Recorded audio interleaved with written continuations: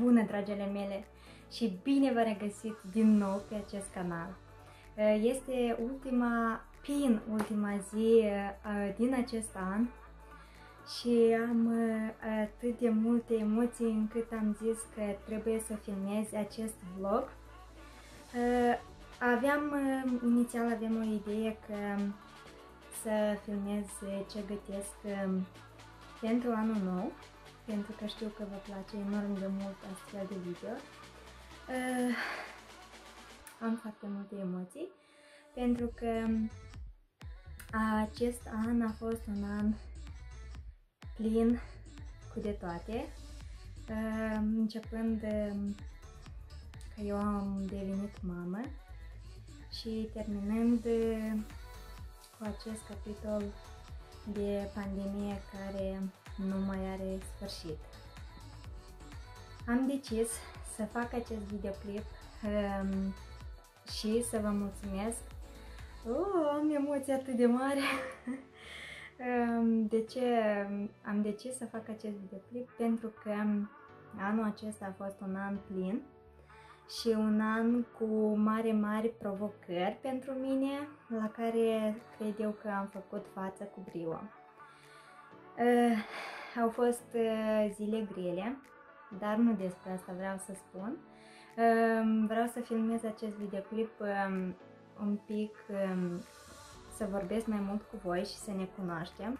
Mai am un astfel de videoclip filmat, dar v-am rugat pe Instagram să îmi puneți întrebări, așa că mi-am scris întrebările în carnet și voi răspunde pentru a ne cunoaște mai bine.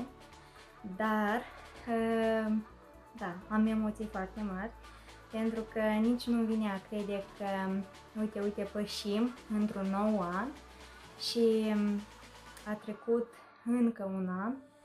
Dar ce vreau să spun este că eu vă doresc ca noul an să vă aducă doar bucurie, sănătate, pentru că acest lucru este cel mai important. Să fiți puternici și să nu renunțați niciodată la visurile voastre, să rămâneți motivați și să vă bucurați de fiecare clipă. Vreau să spun să vă bucurați de fiecare clipă, pentru că viața este aici, acum. De multe ori folosesc această frază, dar într-adevăr am învățat că trebuie să prețuim momentele care ne sunt date, pentru că, cum bine știți, avem momente grele, avem momente mai puțin grele și noi ca oameni trebuie să învățăm să facem față tuturor situațiilor. Deci am început a vorbi efectiv ca un profesor, dar simt nevoia să vorbesc cu voi și să vă mulțumesc din suflet că sunteți alături de mine pe acest canal. Știți, am realizat că acest canal crește atât de frumos pe propriile forțe, pentru că eu muncesc foarte mult, chiar dacă acest an a fost un an greu și nu am muncit atât de mult la acest canal pe cât mi-aș fi dorit eu, dar continui să spun că eu voi continua să postez aici și sunt motivată să o fac în continuare, deoarece văd aprecierea voastră pentru mine este enormă. Ieri v-am rugat să îmi puneți întrebări pe Instagram, cum spuneam, așa că am primit câteva întrebări. Eu voi răspunde la aceste întrebări în scopul de a ne cunoaște mai bine și eu doresc să ne cunoaștem mai bine și de a crea o comunitate mai mare și mai frumoasă. Îmi doresc ca anul viitor să vă iau mai mult și să vă arăt mai mult din viața mea de zi cu zi, așa că eu voi răspunde la întrebările care le-am primit de la voi, dar da, să începem să răspund la întrebări, pentru că vreau să vă iau și în bucătărie, să vă arăt ce gătesc eu. Am luat întrebările voastre și le-am scris în carnet, așa că le voi citi fuguța și voi răspunde cât de repede pot. Am să încep cu prima întrebare. Ce activitate te face cu adevărat fericită? Activitatea cu adevărat fericită mă face atunci când este în folosul familiei mele. Dacă aș putea numi o activitate, hobby sau activitate, să citesc, să lucrez, să gătesc, asta e cea mai mare pasiunea mea, dar da, să petrec timpul cu familia mea. Cum te-ai descrie în 3 cuvinte? Mi-ar fi greu să mă descriu în 3 cuvinte pentru că lucrez mult asupra comportamentului meu, lucrez foarte mult la personalitatea mea și îmi dau seama că este loc de mai bine întotdeauna, așa că mă voi descrie prin sinceră, credincioasă și sârguincioasă, dacă ar fi, sau mai bine spus câteodată, nu știu.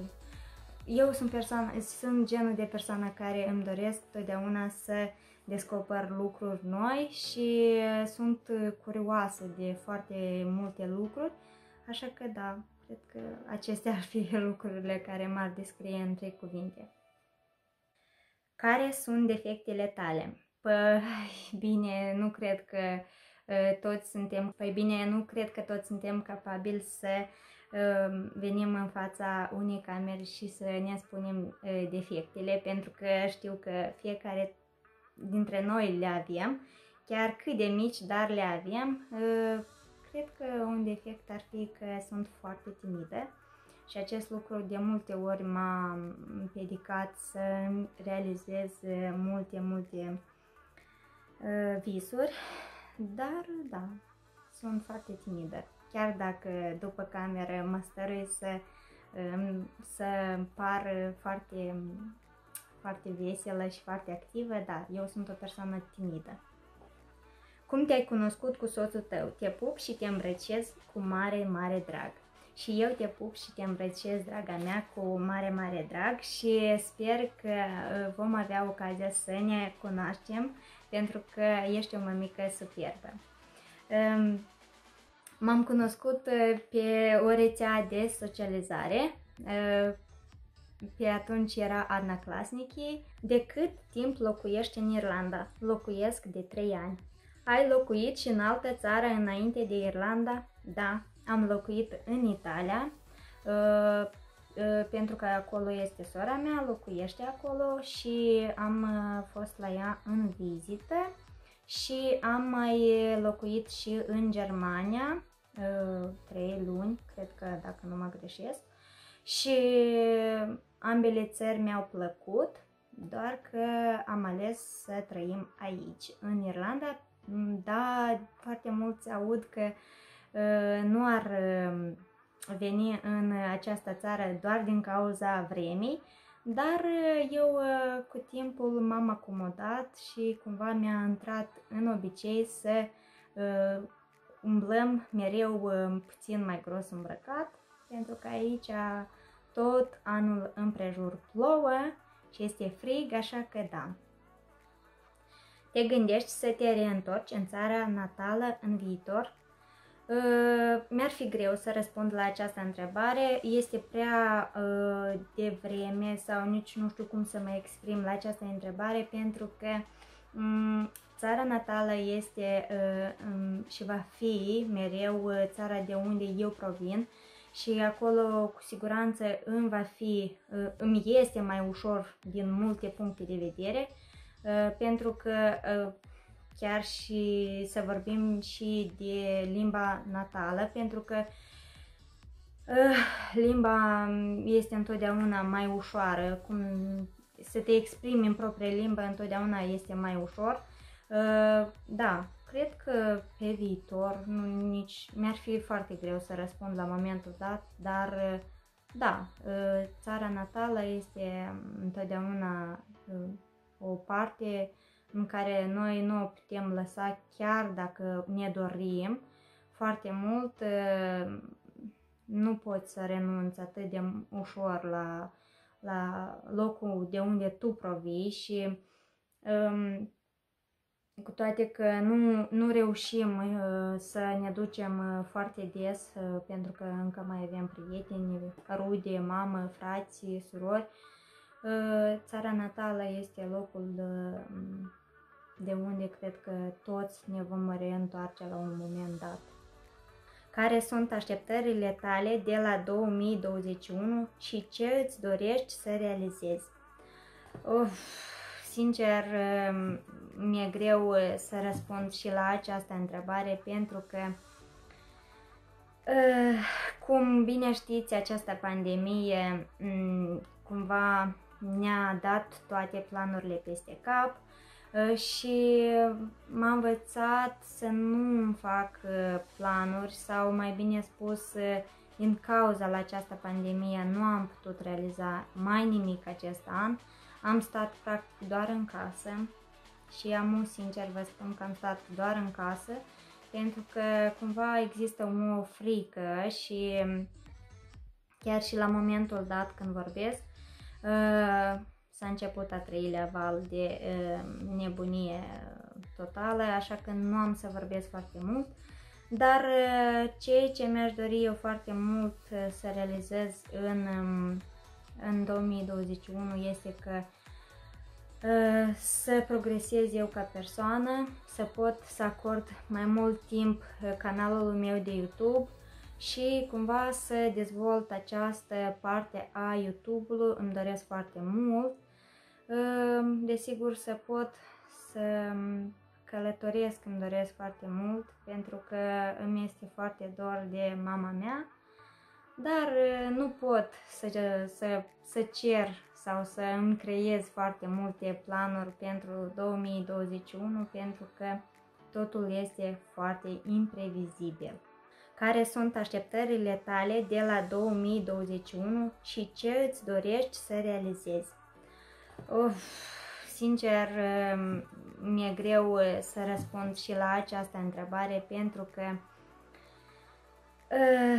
cum bine știți, această pandemie cumva ne-a dat toate planurile peste cap și m-a învățat să nu îmi fac planuri, sau mai bine spus, din cauza la această pandemie nu am putut realiza mai nimic acest an.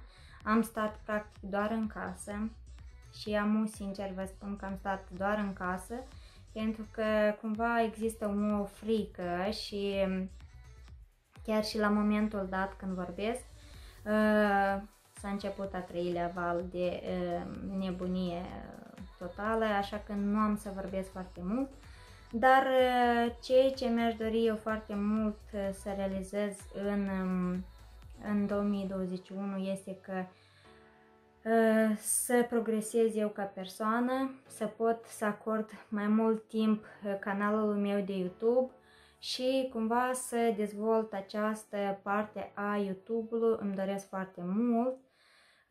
Desigur să pot să călătoresc, îmi doresc foarte mult, pentru că îmi este foarte dor de mama mea, dar nu pot să cer sau să îmi creez foarte multe planuri pentru 2021, pentru că totul este foarte imprevizibil.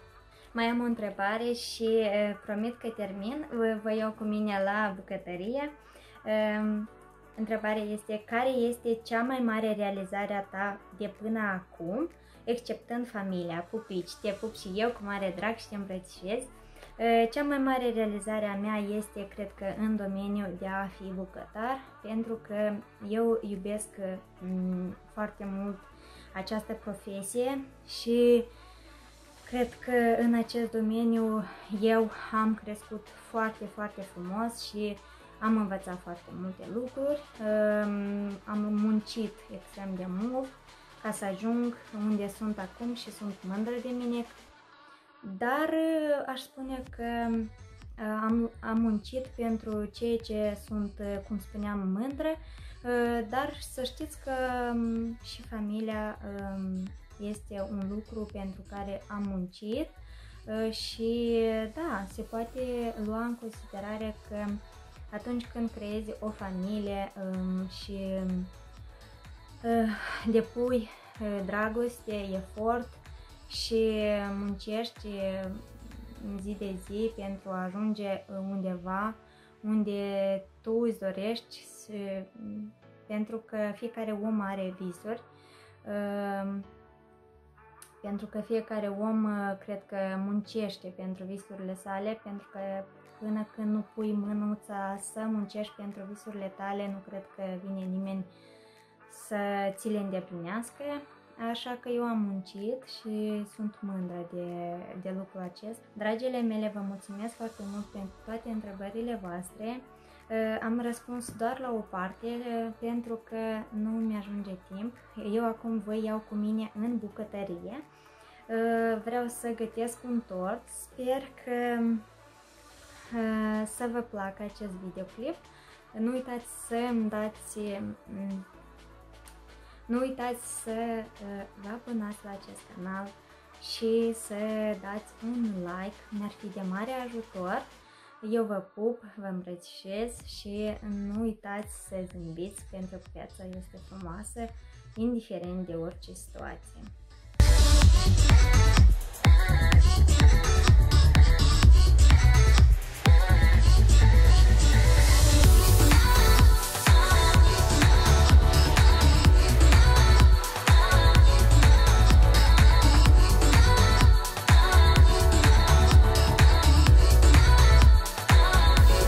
Dragile mele, acum voi începe să fac pandeșmanul pentru tortul nostru. Avem nevoie de 200 de grame de zahăr vanilat, 6 ouă, făină. Dar dacă vreți să vedeți pas cu pas rețeta, este pe canalul meu de YouTube.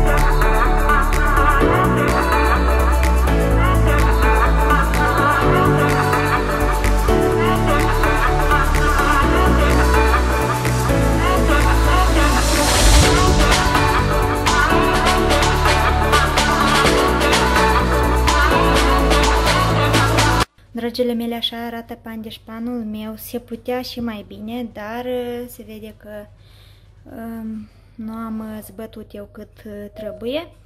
Așa că îl lăsăm să se răcească și după care voi găti crema. Crema la fel este un videoclip aparte pe canalul meu de YouTube, așa că vă sfătui să priviți pas cu pas cum realizăm crema.